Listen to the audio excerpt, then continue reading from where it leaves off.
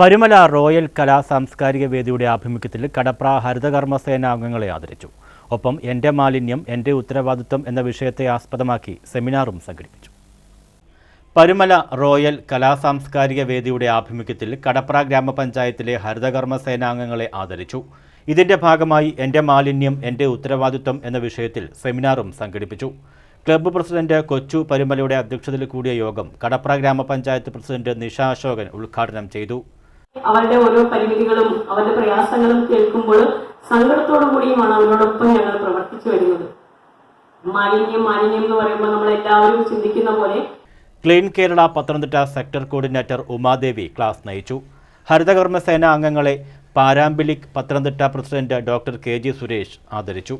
ചടങ്ങിൽ പഞ്ചായത്ത് അംഗങ്ങളായ Robin Parumala, Vimala Benny, Sojith Soman, CDS chairperson Valsala Gopalakrishnan, Binu John, Johnson Oommen, Sunil, Binoy Kuttan തുടങ്ങിയവർ സംസാരിച്ചു. News bureau, Mannar.